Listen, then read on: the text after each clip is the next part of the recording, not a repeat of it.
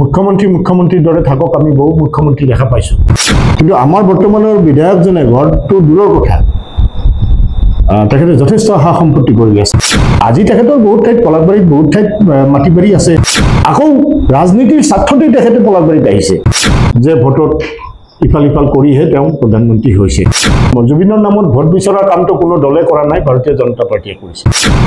যিহেতু আগন্তুক বিধানসভা নিৰ্বাচন 2026-ত নিৰ্বাচন হ'ব অসম বিধানসভাৰ, আৰু এই নিৰ্বাচনত প্ৰতিদ্বন্দ্বিতা কৰাৰ কাৰণে আপুনিও কুচকাৱাজ চলাই আছে।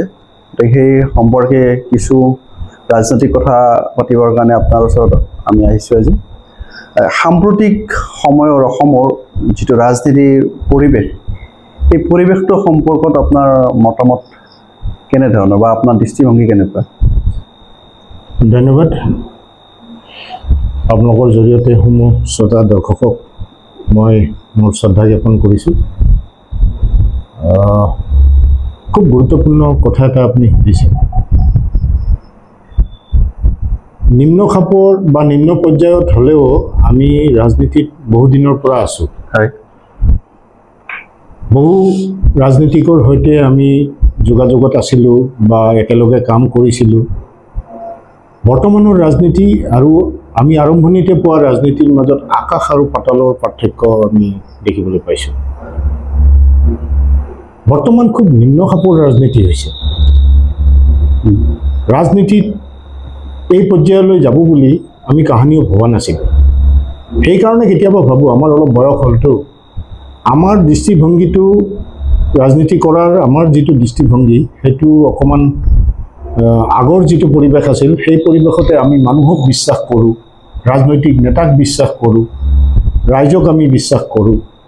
কিন্তু আজিৰ তাৰিখত ৰাজনীতিত নেতাৰো পৰিৱৰ্তন হৈছে, ৰাইজৰো পৰিৱৰ্তন হৈছে।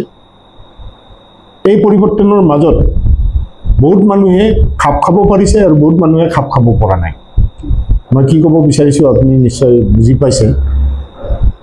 ব্যক্তিকেন্দ্ৰিক আৰু ক্ষমতাকেন্দ্ৰিক ৰাজনীতি আৰু মানুহক তুচ্ছ তাচ্ছিল্যৰে হৰাই পেলাই নিজক প্ৰতিষ্ঠা কৰাৰ যিটো ৰাজনীতি, এই ৰাজনীতিটো আজিৰ পৰা 10 বছৰ আগত বা 15 বছৰ আগত নাছিল।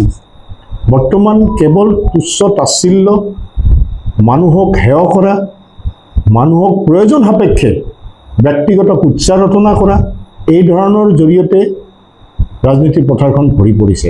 তাত অৰিহণা যোগাইছে নতুন ছ'চিয়েল মিডিয়া বোলা যিটো জনসংযোগ এটা আহিছে। এই জনসংযোগেও মানে যথেষ্ট বৰঙণি আগবঢ়াইছে। তাত সকলোৱে অভিমত দিব পাৰে, দিয়াটো ভাল, ৰাইজৰ অভিমত দিয়াটো ভাল। কিন্তু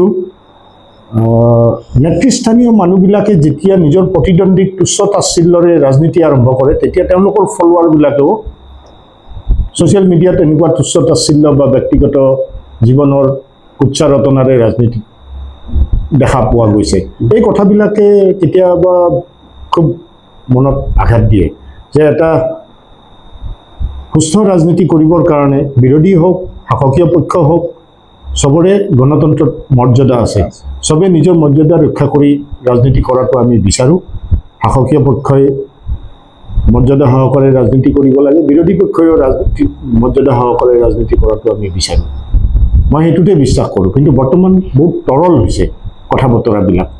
যা হওক বাৰু, সেইটো আপুনি দীৰ্ঘদিন ধৰি এই ৰাজনীতিৰ প্ৰশাসনত আঞ্চলিকতাবাদত জড়িত হৈ আছে। অসম গণ পৰিষদৰ পৰা আহি আজি অসম জাতীয় পৰিষদৰ নেতৃত্বত আছে। আপুনি পলাশবাৰী সমষ্টিত বিধায়ক হোৱাৰ কাৰণে যোৱা বছৰৰ পৰিকল্পনা কৰিছিল, নিৰ্বাচনত অৱতীৰ্ণ হৈছিল। আপুনি কি আশা লৈ বা কি দিয়াৰ মানে উদ্দেশ্য লৈ পলাশবাৰী সমষ্টিৰ ৰাজনীতিৰ পথৰ খোজ পেলাইছে, বা পলাশবাৰীৰ মানুহখিনিক আপুনি কি দিব বিচাৰে?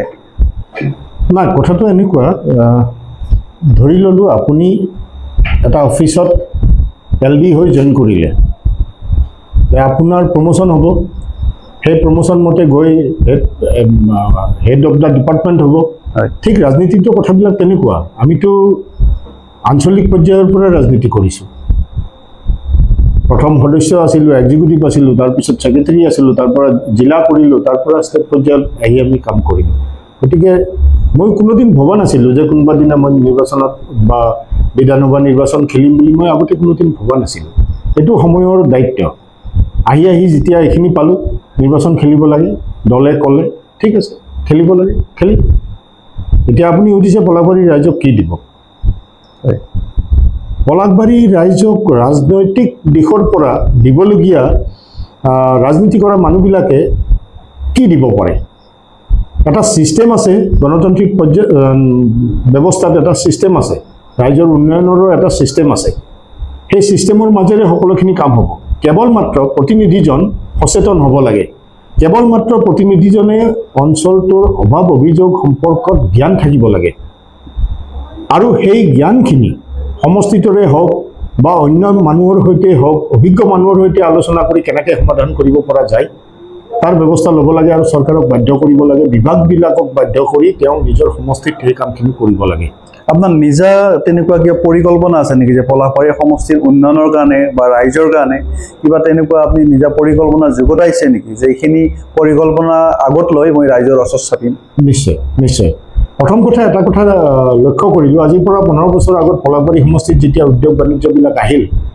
আমাৰো এটা ধাৰণা আছিল যে এই উদ্যোগ প্ৰতিষ্ঠা হ'লে আমাৰ সমস্যাবিলাক সমাধান হ'ব পৰৱৰ্তী সময়ত আমি লক্ষ্য কৰিলোঁ এই উদ্যোগ প্ৰতিষ্ঠানবিলাকে পৰিৱেশ আৰু আমাৰ বিভিন্ন দিশত আমাৰ এটা ব্যতিক্ৰম এটা দৃশ্য আমি দেখিবলৈ পালোঁ পৰিৱেশত যথেষ্ট প্ৰভাৱ পেলাইছে দ্বিতীয়তে আমি যে ভাবিছিলোঁ যে হাজাৰ হাজাৰ ল'ৰা ইয়াত নিয়োগ হ'ব আমাৰ নিবনুৱা সমস্যা সমাধান হ'ব আজিৰ তাৰিখত কোনোবাই ক'ব হোৱা নাই নেকি হৈছে কেইবা হাজাৰো ল'ৰাই এই উদ্যোগ প্ৰতিষ্ঠানবিলাকত নিয়োজিত হৈছে কিন্তু তেওঁলোকৰ ইনকাম হ'ল অতি বেছি 12,000 12,500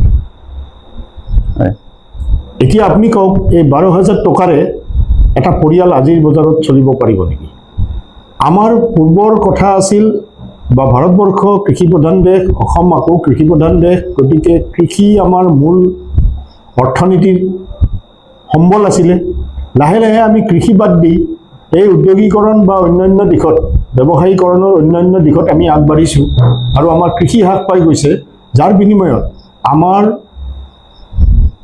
গ্ৰাম্য অঞ্চলৰ যিটো অৰ্থনীতি এইটো ভাগি পৰিছে মোৰ পৰিকল্পনা এটা আছে উদ্যোগ বাণিজ্য আমাক লাগিব উদ্যোগ বাণিজ্যত আমাৰ ল'ৰা ছোৱালী উপযুক্ত হিচাপে যাই যি পদমৰ্যাদাত কাম কৰিব পাৰে উচ্চ পদত তাত আমাক নিয়োগ কৰিব লাগিব কিন্তু ইয়াত এটা সিন্ডিকেট চলি আছে এই সিন্ডিকেটৰ কাৰণে আমাৰ শিক্ষা দীক্ষা থকাৰ পিছতো টেকনিক্যাল নলেজৰ মানে অসুবিধা দেখুৱাই তেওঁলোকে বাহিৰৰ মানুহক ইয়াত নিয়োগ কৰি আছে কিন্তু আমাৰ প্ৰস্তাৱ আছিল আজিৰ পৰা 15 বছৰ আগত আমি সামাজিক জীৱনত বহু বছৰ আছোঁ এই উদ্যোগ প্ৰতিষ্ঠানবিলাক যেতিয়া আহিছিলে তেতিয়া আমি তেওঁলোকক কৈছিলোঁ যে আমাৰ ল'ৰা ছোৱালীবিলাকক আপোনালোকে নিয়োগ কৰক 6 মাহ দৰমহা দিব নালাগে আপোনালোকে ট্ৰেইনিং দিয়ক তাৰপিছত আহি উপযুক্ত পদবীত তেওঁলোকক মুকৰল কৰক সেইটো কথা তেওঁলোকে সেই সময়ত মানি লৈছিল কিন্তু আজিৰ তাৰিখত সেই কামটো কৰা নাই একদম নিম্ন পৰ্যায়ৰ ল'ৰা ছোৱালীবিলাকক নিম্ন পৰ্যায়ৰ কামত আমাৰ ল'ৰা ছোৱালীবিলাকক তাত নিয়োগ কৰিছে আৰু তাত এটা সিন্ডিকেট তাত এটা দাদাগিৰি তাত এটা বাহিৰাগত কোম্পানীবিলাকৰ বহিৰাগত মালিক বহিৰাগত মানুহবিলাকৰ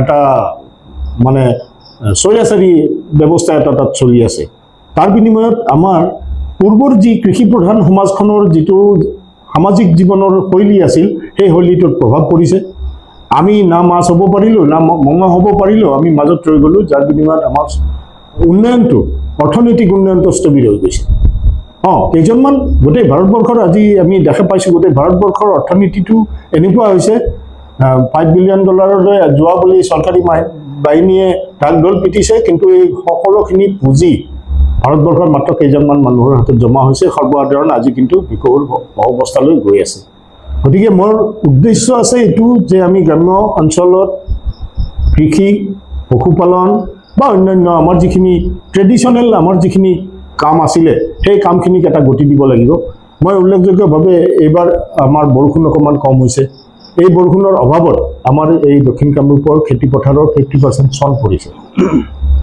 এইটো আমাৰ ইকনমিক আঘাত নহয় নেকি গতিকে মই তেনেকুৱা কথা ভাবিছোঁ যে তেখেতসকলে যাতে খেতিখিনি কৰিব পাৰে তাৰ কাৰণে যিখিনি যাৱতীয় ব্যৱস্থা পানীৰ যোগান বা অন্যান্য যিখিনি সাৰ বীজ ইত্যাদিৰ যিখিনি যোগান এইখিনি যাতে কৰিব পাৰে আজি আটাইতকৈ দুৰ্লভ বস্তু হৈ গৈছে খেতিয়কৰ সাৰ আটাইতকৈ দুৰ্লভ বস্তু হৈ গৈছে খেতিয়কে সাৰখিনি সময়মতে নাপায় কিন্তু আমাৰ সাৰ কাৰখানা আছে আটাইতকৈ দুৰ্লভ বস্তু হৈ গৈছে তেল ডিজেল পথাৰত পানী দিবৰ কাৰণে, কিন্তু আমাৰ ইয়াত ৰিফাইনেৰী আছে।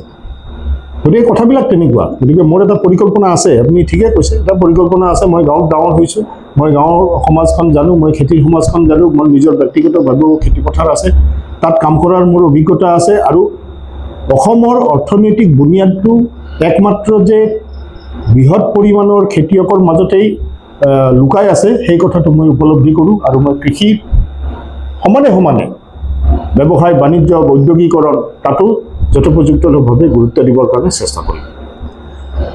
বৰ্তমান পলাশবাৰী সমষ্টিত শাসননিষ্ঠ বিজেপি দলৰ বিধায়ক আছে।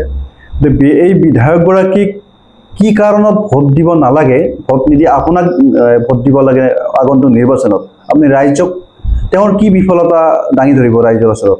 নাই, ব্যক্তিগতভাৱে বিধায়কজনক ক'বলগীয়া মোৰ একো নাই। মই ব্যক্তিগতভাৱে মই কাকো আক্ৰমণ কৰি মই ভোট বিচাৰিব বিচৰা নাই। নীতিগতভাৱে তেওঁ এটা নীতিত বিশ্বাসী, তেওঁ সৰ্বভাৰতীয় ৰাজনীতি, তেওঁ হিন্দুত্ববাদী ৰাজনীতি, ধৰ্মনিৰপেক্ষ ভাৰতবৰ্ষত তেওঁ সাম্প্ৰদায়িক ৰাজনীতি কৰি আছে, তাৰ কাৰণে ভোট দিব নালাগে। দ্বিতীয় কথা, আপুনি সুধিছে যেতিয়া এটা কথা কওঁ যে পলাশবাৰী সমষ্টিত আমি একদম ওচৰৰ পৰা আৰু খুব ঘনিষ্ঠভাৱে লগ পোৱা বিধায়ক দুজন আছিল, বিধায়ক বা মন্ত্ৰী দুজন আছিল। এজন যতীন মালিক, এজন প্ৰণৱ কলিতা। সেইদিনা যতীন মালিক ডাঙৰীয়াৰ এটা মই ইণ্টাৰভিউ চালোঁ। তেখেতে কৈছে যে তেওঁ 4 বাৰ বিধায়ক হ'ল, 2 বাৰ মন্ত্ৰী হ'ল। নিজৰ ছোৱালীক পঢ়া শুনা কৰিবৰ কাৰণে তেখেতে মাটি বিক্ৰী কৰিবলগীয়া হ'ল। প্ৰণৱ কলিতা ডাঙৰীয়াক পালোঁ, ঘৰৰ ওচৰৰে মানুহ, তেওঁ বিধায়ক হ'ল 3 বাৰ, যদিও মন্ত্ৰী হোৱা নাই। এই দুজন মানুহে, এজনে নিজৰ ছোৱালীক পঢ়াবৰ কাৰণে মাটি বিক্ৰী কৰিবলগীয়া হ'ল, এজন আজি ৰিটায়াৰ্ড হৈছে বা বিধায়ক হৈ থকা নাই, তেওঁ এটা ঘৰ বনাব নোৱাৰিলে, বা মালিও এটা ঘৰ বনাব নোৱাৰিলে। কিন্তু আমাৰ বৰ্তমানৰ বিধায়কজনে ঘৰটো দূৰৰ কথা, তেখেতে যথেষ্ট সা সম্পত্তি কৰিলে 4 বছৰত। ঘৰটো দূৰৰ কথা, বহু কোটি টকাৰ সম্পত্তি তেখেতে আহৰণ কৰিলে। গতিকে পাৰ্থক্যটো এইটো।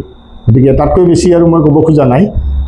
মই অকণমান আগতে কৈছিলোঁ, আমি 85ৰ পৰা ৰাজনীতিত সক্ৰিয় হৈ আছোঁ বা ৰাজনীতি আমি দেখিছোঁ।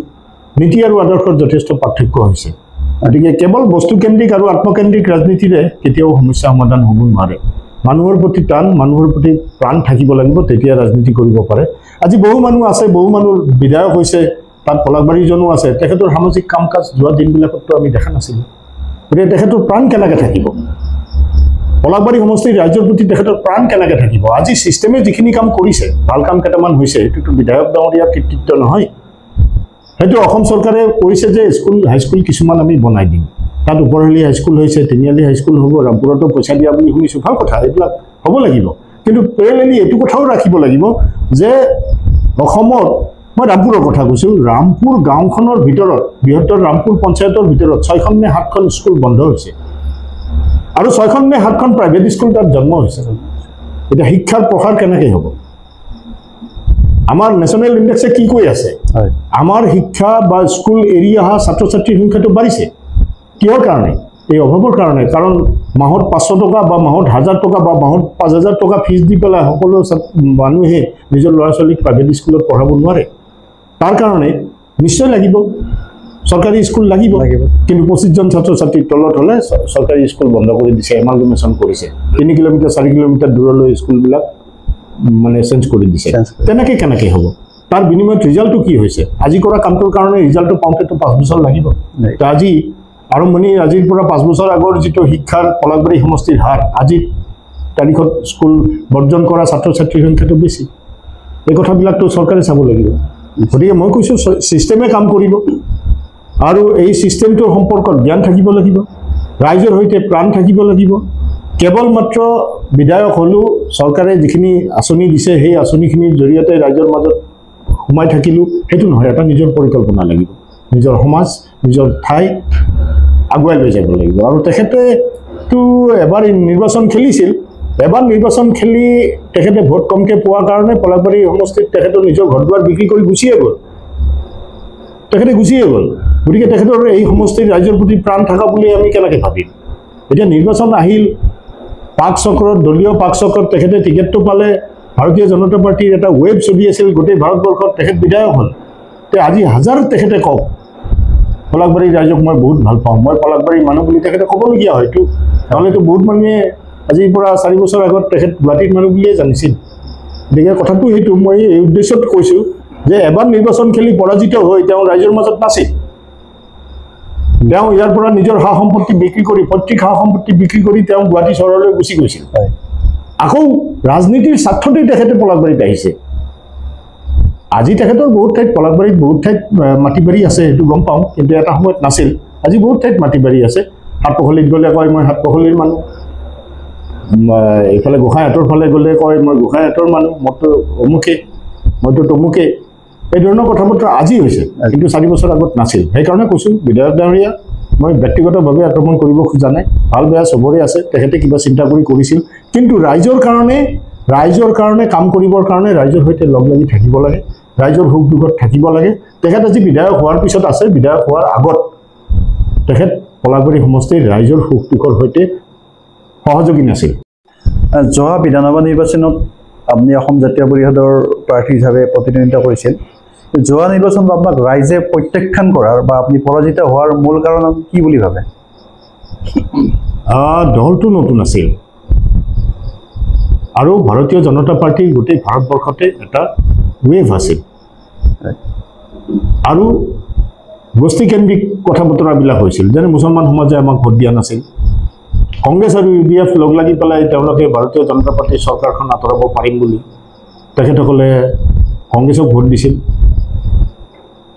জনজাতীয় সমাজ আছে আমাৰ জনজাতীয় পলাশবাৰী সমষ্টিত জনজাতীয় ৰাইজৰ যথেষ্টখিনি ভোট আছে তেওঁলোকে নিজৰ সমস্যাবিলাক সমাধান কৰিব পাৰিম বুলি ভাৰতীয় জনতা পাৰ্টিক ভোট দিলে আমাক বৰ্জন কৰিলে তাৰ মাজতো আমি যোৱাবাৰৰ নিৰ্বাচনত যিখিনি মানুহে ভোট দিলে সেই মানুহখিনিৰ সংখ্যাটো কম নাছিল প্ৰায় 28,500 মানুহে আমাক ভোট দিছিল আমি এমাহত সিদ্ধান্ত লৈ নিৰ্বাচন খেলিছিলোঁ আৰু আগত মই কোনোবাৰে মন্ত্ৰী বিধায়ক মই হোৱা নাছিলোঁ বা বিধায়ক হোৱা নাছিলোঁ সাধাৰণ জিলা পৰিষদ মই পাৰ কৰিছোঁ এইটো এটা ট্ৰেইনিং আছিল মাত্ৰ ৰাজনীতিৰ এটা ট্ৰেইনিং আছিলে গতিকে তেনেকুৱা ক্ষেত্ৰত মই যদি সেই নিৰ্বাচনত 5,000 বা 10,000 ভোট মাত্ৰ পালোহেঁতেন তেতিয়াহ'লে মই আজি আপোনালোকৰ জৰিয়তে ৰাইজক ক'লোঁ যে মই নিৰ্বাচনত নাথাকিলোহেঁতেন ৰাজনীতিত মই নাথাকিলোহেঁতেন কিন্তু যেতিয়া তেনেকুৱা এটা ভাৰতীয় জনতা পাৰ্টি ৱেভৰ পিছত দুটা সম্প্ৰদায়ৰ মানুহে প্ৰায় মোটামুটি 80% মানুহে মোক বৰ্জন কৰাৰ পিছতো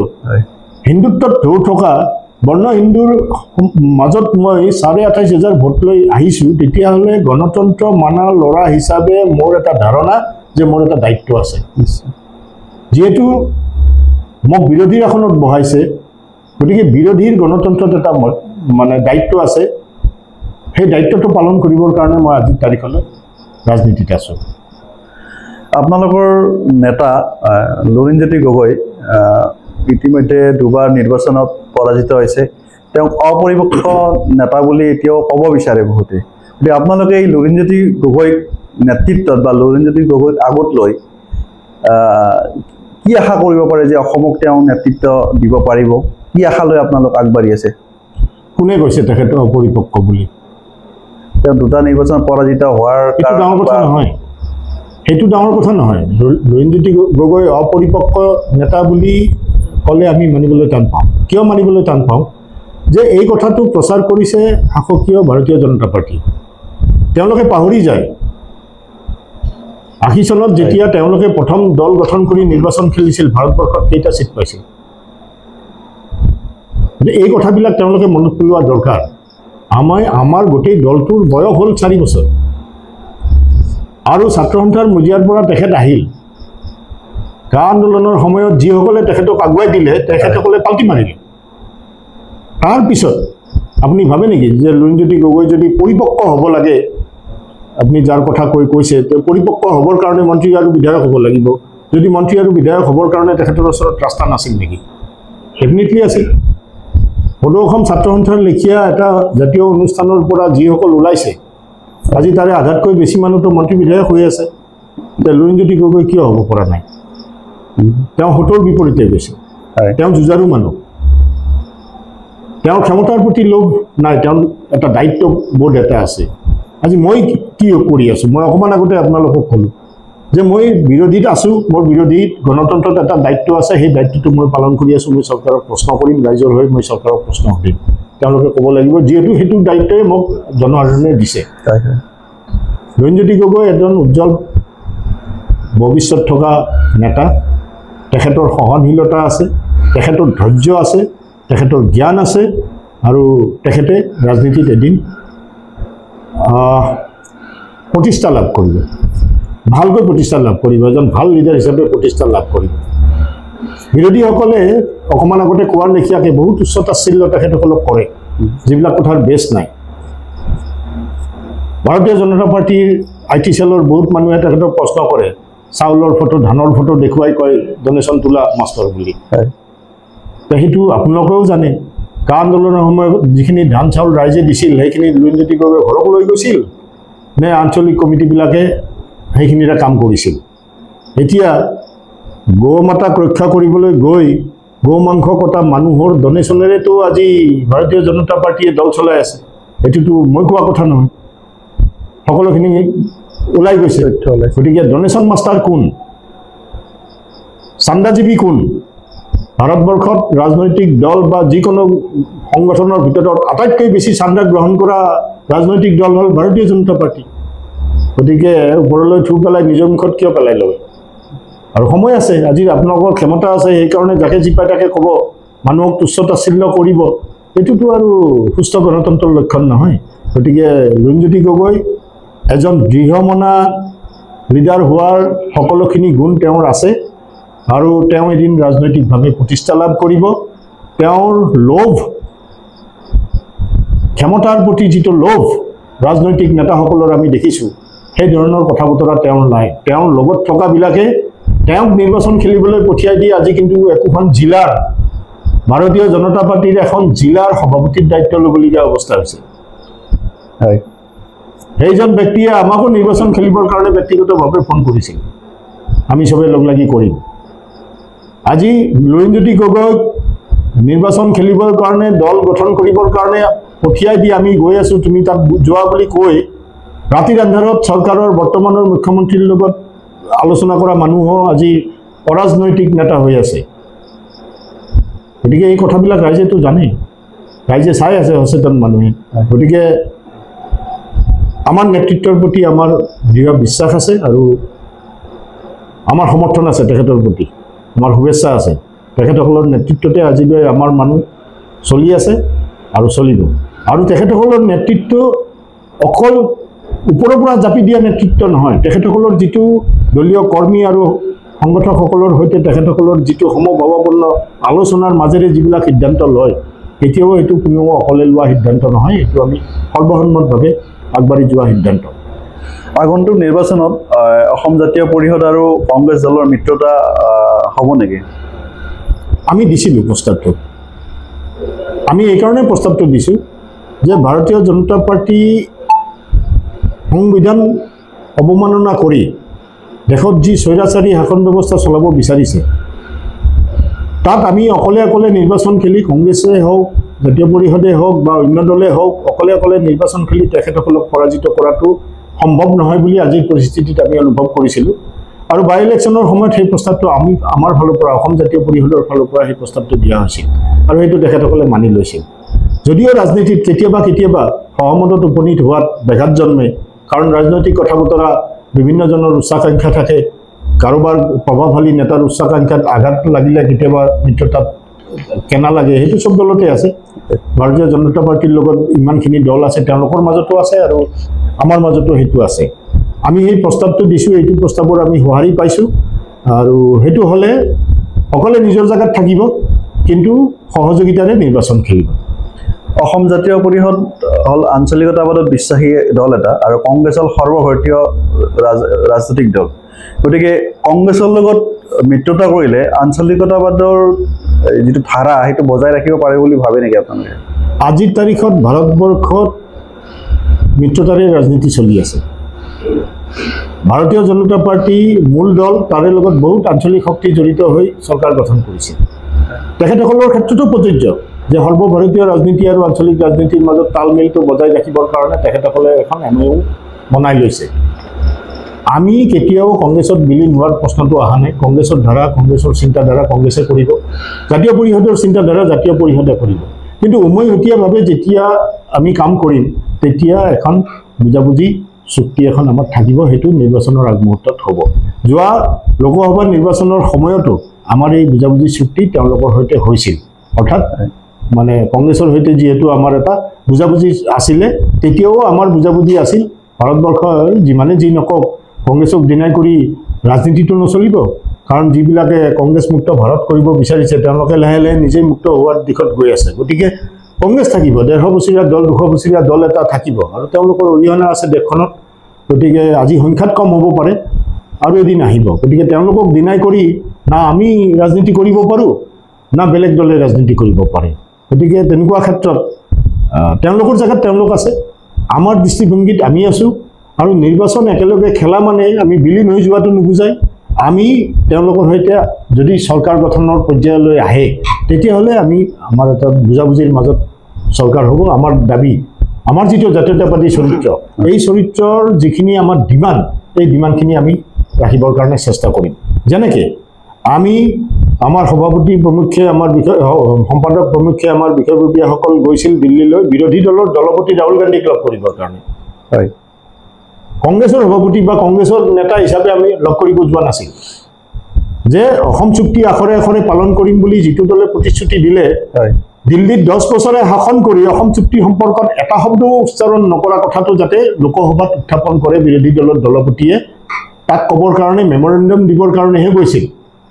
সেইটোকে কোনোবাই ৰাজনৈতিক স্বাৰ্থ সিদ্ধি কৰিবৰ কাৰণে কোনোবাই কোনোবাৰ ভৰিত পৰিব যোৱা বুলি যিটো প্ৰচাৰ চলালে, সেইটোৱে এইটো বুজায় যে এই ধৰণৰ কথা বতৰাবিলাকত তেওঁলোকৰ মতিভ্ৰম হৈছে।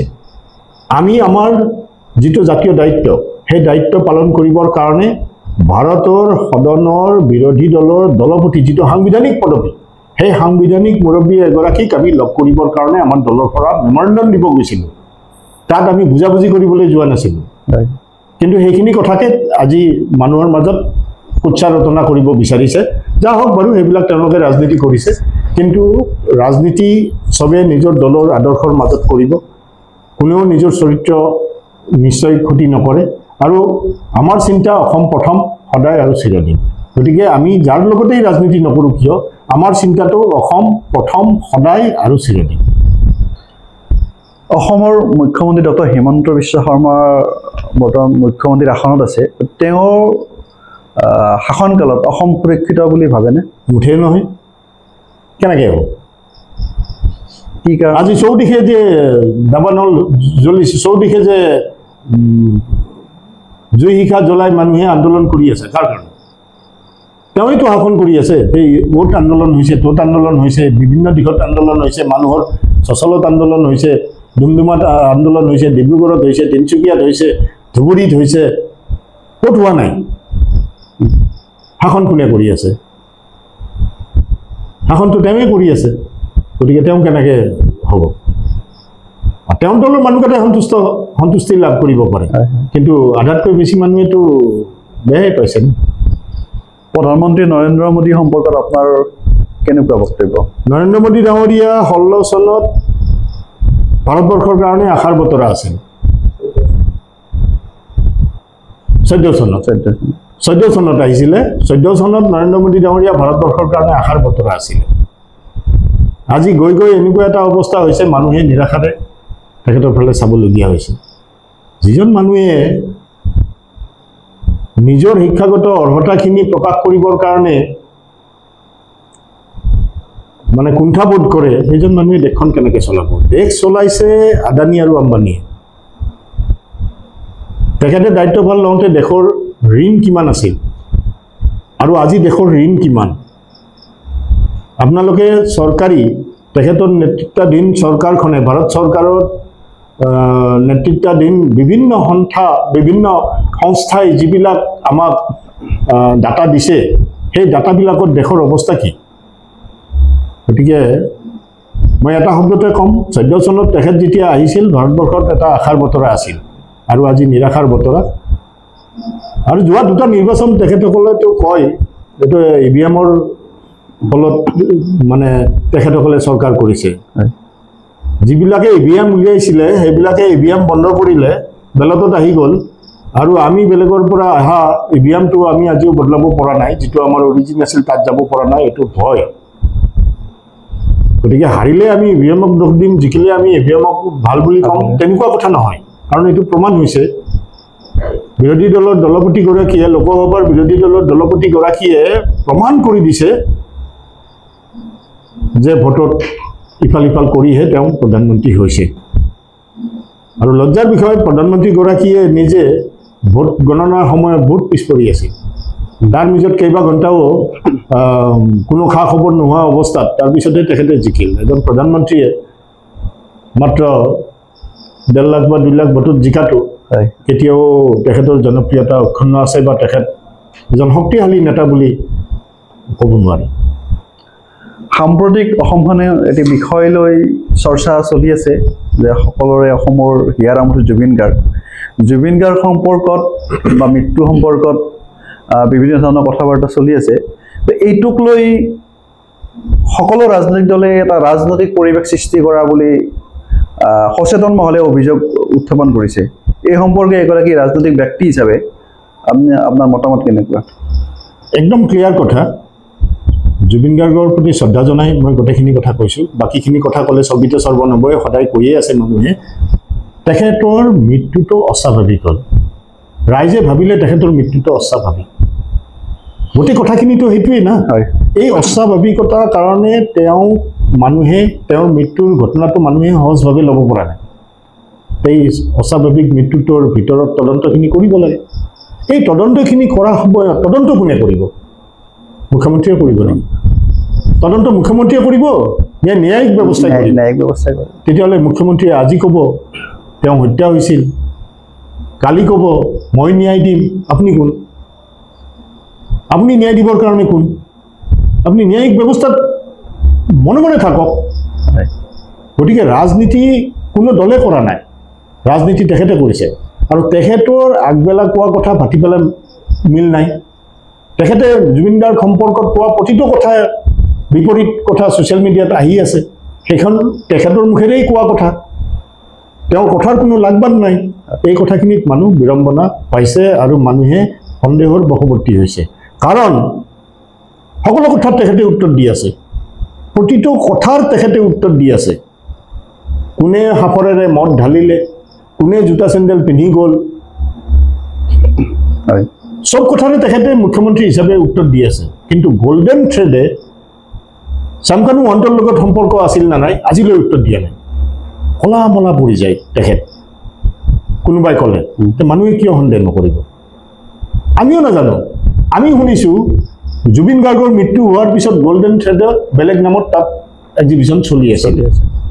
আছিল নে নাই আপুনিতো চব জানে, সেইটো কথাৰো উত্তৰটো দিয়ক। গল্ডেন থ্ৰেডৰ মালিক কোন সেইটো কথাৰো উত্তৰটো দিয়ক। গল্ডেন থ্ৰেডৰ সম্পৰ্কত আপোনাৰ ইনকুৱাৰী কোন পৰ্যায়ত আছে সেইটো কথাৰো উত্তৰটো দিয়ক। মানুহৰ সন্দেহ কিয় নহ'ব? এই যে বহুবল্কী স্বভাৱটো তেখেতে কৰি লৈছে, এইটোৱে মানুহৰ মনত সন্দেহৰ উদ্ৰেক কৰিছে। ৰাজনীতি কোনেও কৰা নাই। তেখেতৰ কথাৰ উত্তৰ কোনোবাই দি গৈছে, তাত ৰাজনীতি বিচাৰি পাইছে। আৰু প্ৰতিটো কথা আজি SOP দিলে, ৰাখিব পাৰিলে নেকি?